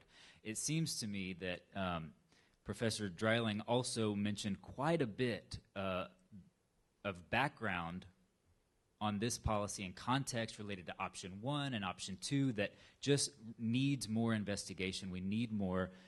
We need to learn more. So I'm committed. I'm in the next 4 minutes going to make that motion to postpone. I will also say this, that I don't know whether the appeals board process and whether or not there's going to be integrity throughout this process. What I do know is that the students were given an option in this process that many of them availed themselves of, which was to go and have a conversation, which they requested, with OAs or with staff, administrators, and that was going to be the end of it. Many of them did that. So in my view, many of them have already worked through the process. So what we're actually talking about is what is the integrity of the process. Many of them are done with it. So, and they've gone through it. So I don't know exactly what we're talking about when we're talking about option 2, but I think we need to learn more about it. From my perspective, I would just like to also say that I represent OAs, and OAs, I don't think it is proper for the Senate to supplant the work of an academic unit on this, or excuse me, an administrative unit on this campus of OAs. I trust the OAs to do their work and do that. Now, if there's an issue, it should be worked out administratively. This is not in the purview of the Senate to supplant that work. So I will not be supporting it as it currently stands. Then again, I'm also going to motion to postpone. Right. So I'm going to turn this over to Bill just because you If I can give a quick response, it would make me very sad if the fact that I've brought up additional information about the problems in this process would be used to delay this motion. I'd also like to say that in regard to the question of how much time the Senate has had, this was posted, the first version of this was posted 2 weeks ago. This revision was made in response, in part, to the letter from President Schill, and I think is responsive to, to parts of his requests that it be, or his ideas about what was wrong with it. So I also don't think that should be used as a matter for delay. Okay. We have reached the end of our time for this, so we can either have a motion to extend debate. I motion to extend debate. Do we have a second? We have a second amount of time? For 10 minutes. For 10 more minutes. All those in favor of extending debate for 10 more minutes? All right. All those opposed? We got 10 more minutes. I told you this would be fun. All right. I think Provost Banavar would like to make a quick comment, and then I will get you Senator Lynn and Senator Gary. Thank you so much. Actually, I would like to hold forth for 10 minutes. No, just joking. I'm sort of new to all of this. I have not been involved in such proceedings before. And so I want to just ask some questions and ask advice from everybody here. First of all, let me make it clear that Mike and I have spent a lot of time talking about this issue and other issues. And we do care very much about our students, and we do care about the students in the back of the room, and we really care. So that's statement number one. Statement number two is that there is this notion that there is a December 8th deadline that's looming for them. And so I would like to suggest that if anybody wants to get an extension of that they try to contact the student code people, whoever they are, and ask for an extension, because people, I'm sure, are very reasonable and caring. And the third statement is that there is this rush to sort of pass a resolution right now.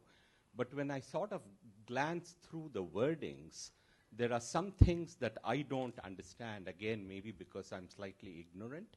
So there is something in the beginning which talks about something which is not disruptive.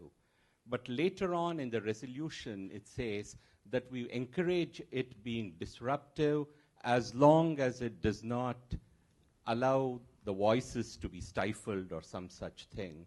And so I don't know why it needs to be said that it has to be disruptive, and there may be other sentence problems in the resolution which may be worth looking at so that the weight of the Senate is behind something that is carefully thought out. And the second statement is when it talks about events, there is some word events where the Senate is saying it's perfectly okay to do this. do the events also include classes and things like that? And again, it's out of naivete that I don't understand what is meant. So that's all I wanted to say. And I really, really hope that we can go past all of this and we can take care of our students, and our students have a wonderful time here, and we can get on to more important things that concern our students.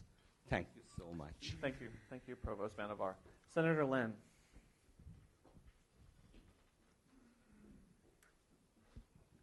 Thank you. First, let me just have opportunity to say that I support the students' goal, and also I'm really happy to have students like that have activities like this. I have, however, some reservations, serious reservations here.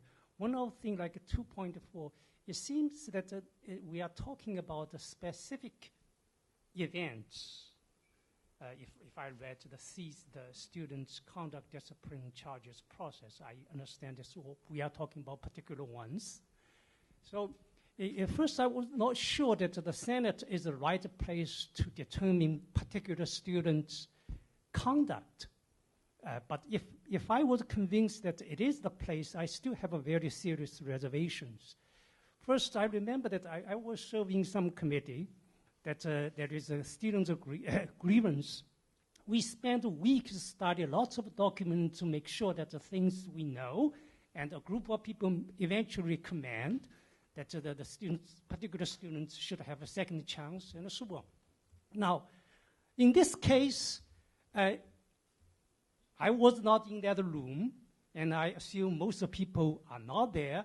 So even though I support the protest, I'm not sure exactly what happened in the room, and most people don't know the room. So we are talking particular students' conduct. We don't know anything about it.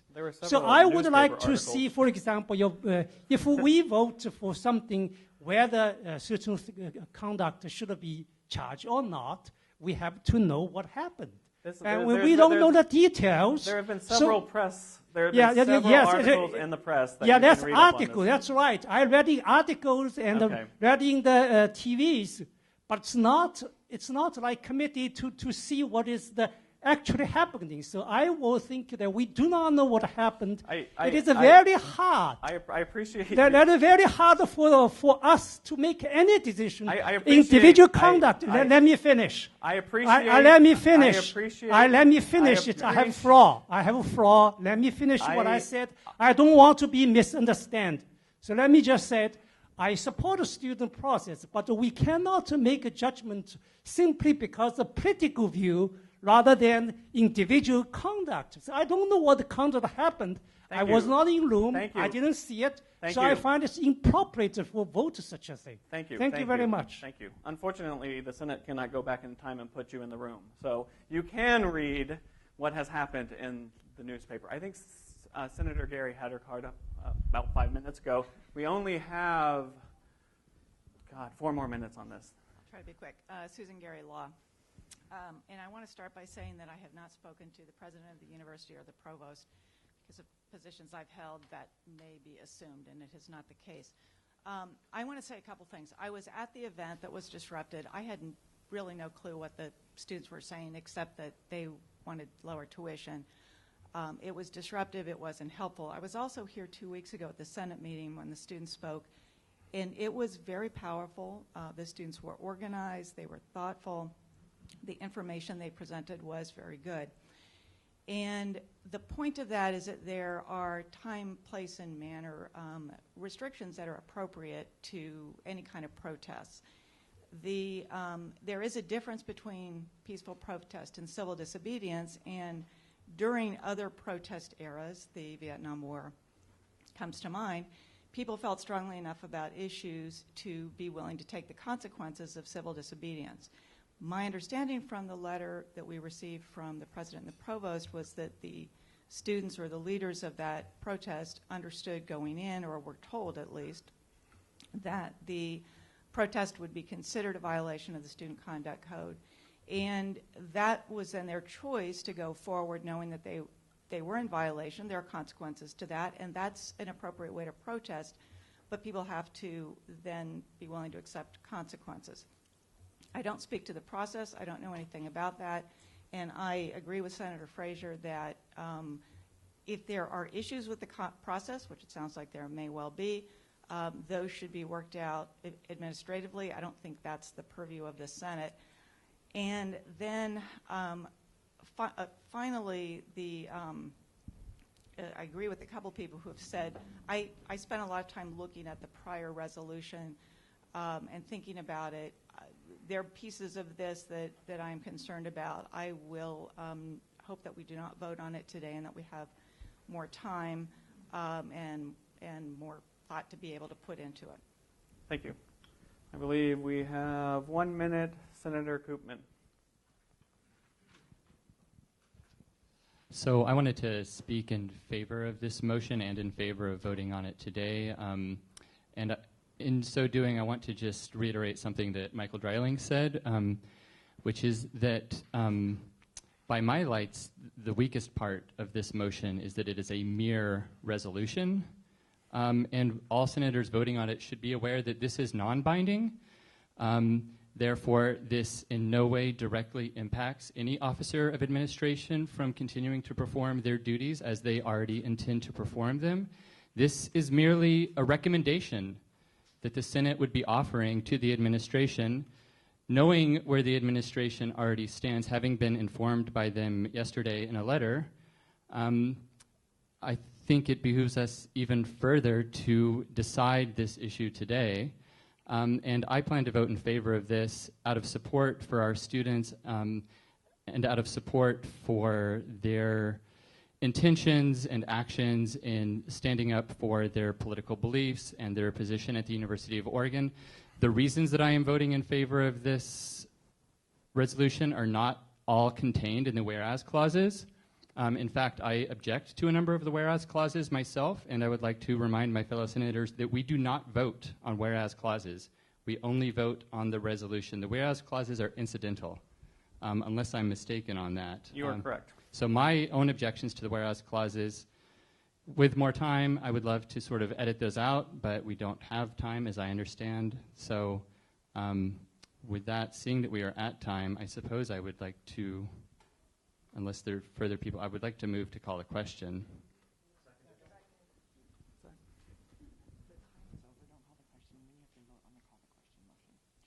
Okay, time is up. Right. So, should I? Someone to call the vote? No, just call for a vote. Vote on the motion. This motion is what you're voting on. You're actually voting on this resolution now. You limited debate. Now it's just you're voting on the motion. We are voting on the motion right now. Nobody can delay. Well, I mean, you can extend the motion for 5 more minutes. You could do that. You could entertain a motion to extend. I motion to extend for 5 more minutes. Second. All those in favor of 5 more minutes? Whew. This is fun. All those opposed? We get 5 more minutes. 5:54. I think we're going to need the faculty club tonight. All right. We have 5 more minutes. I will, Senator Phillips, and yes.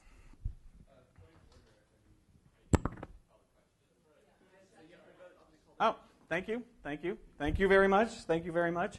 We have a motion to call the question and a second. All those in favor of calling the question, please raise your cards. We will need a count here. What does that mean? Call the question means we will vote on it. So this is basically, if you want to vote on this resolution right now, raise your hand. If you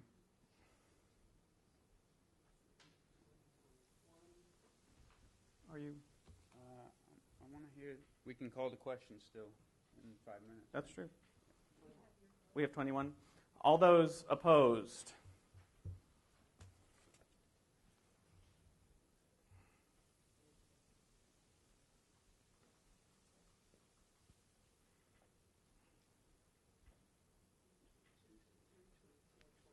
All right. The question is not called. Now, Senator Phillips.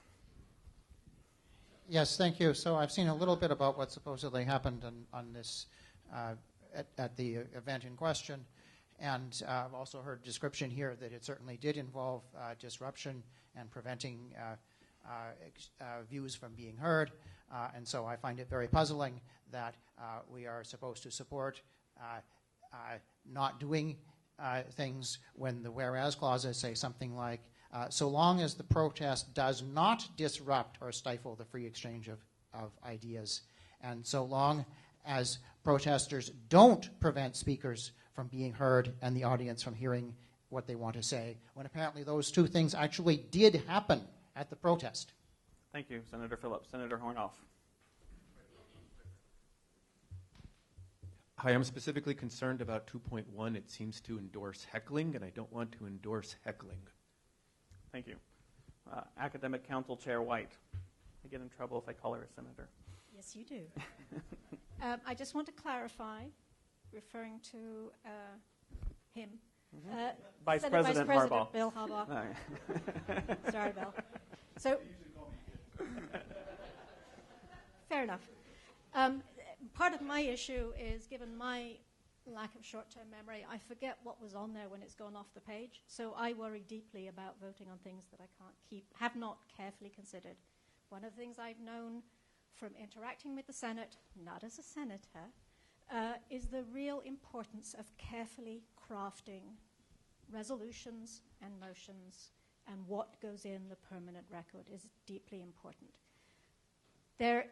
I really appreciate the dividing of these motions. I also advocated for that. But there are two issues in this motion. One of them is, and has been raised in the speech that is happening, one is concern over the process and what has happened, and the other is this specific incident.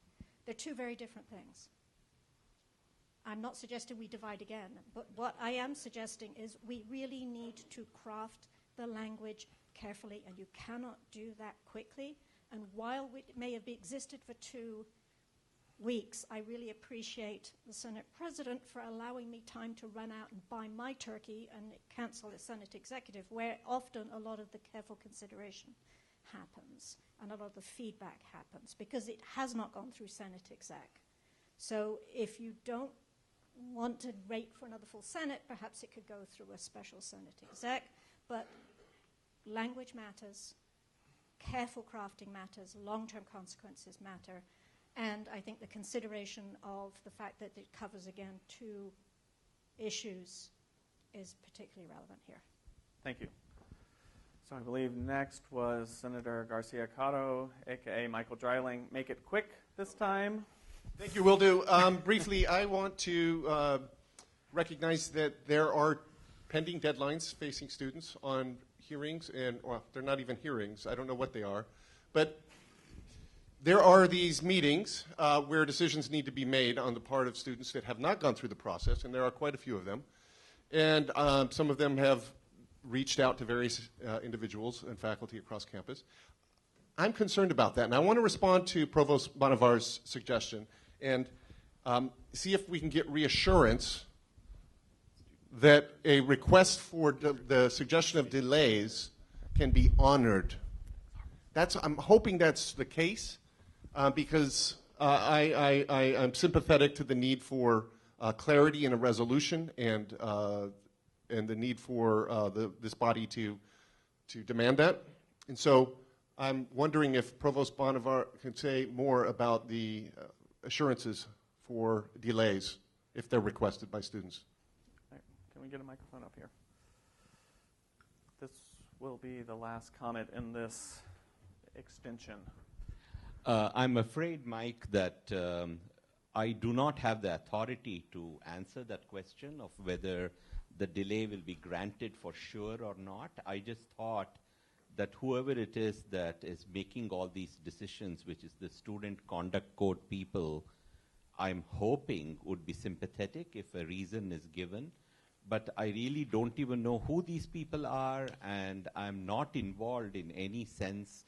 But I just felt that whenever people, like our students, have exams and they need an extension, usually people are nice to each other, and I would like to think that people will be nice to each other.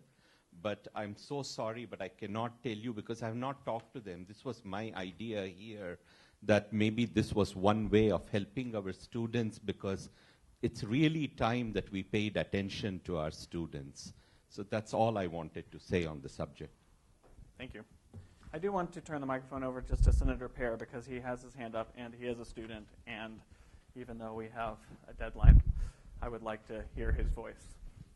Hi, my name is Ryan Gurnick. I'm sitting on behalf of Senator Pear. I think that it's very important in the light of the fact that there are impending deadlines. Hoping that people will be nice is not really going to work. Hope is not something that I think any of you can just stand behind and blindly admit that you as a person, if you were sitting in their same situation, you would be positive about it. Especially in light of all of the information we've heard today where there haven't been the correct policies followed. It's very important that this body actually realizes that and takes that into consideration when voting on this resolution. I do support this resolution, and so does Senator Pear. Thank you. I'm going to turn this over to... I know we're running out of time. I want very quickly just to reiterate what Ryan has said about this narrative about niceties and getting back to things that really matter for our students. These are the issues that matter for our students. Besides the group of students who've been directly affected by this, this is affecting the broader student community. The number of conversations that I've had with other students who are really concerned about the way that this process has been conducted and these conduct code violations have been pursued is large in number. And I would just like to say with that too, I appreciate the concerns about the specificity of language. I too have a lot of sensitivity about those issues. If anything, though, I think that some of those contradictions that you see in the resolution, I think I'm proud of the extent to which they reflect some of the contradictions in the university policy. And I think that ultimately what we should be most concerned about is the substance of the resolution and the intention that we want to place forth and the stand that we want to take in terms of protecting most of all the right to protest and disagree and call into question the procedure and the academic freedom here at the University of Oregon. Okay, thank you. So the time is up for this extension. The motion is moved and seconded. So at this point, we actually vote on it because discussion is up. This is what I'm being told from my parliamentarian. So this is the real vote. This is the real deal. All those in favor of the resolution in front of us, please raise your placard. And we will need a count, a careful count.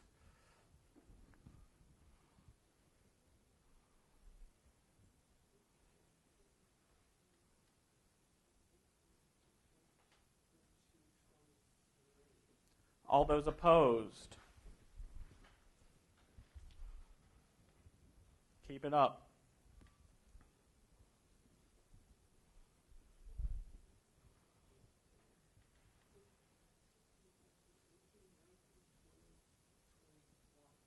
I see a count of 23 to 21. The motion passes. All right. Thank you. In the next 1 minute, we have another resolution. Can I have a motion?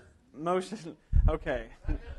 We have a motion to adjourn. We have a second. I am going to take a vote on this motion to adjourn because we do have more business in front of us on the agenda. So everybody who does want to end the meeting right now, please raise your placard. All right. The meeting is adjourned.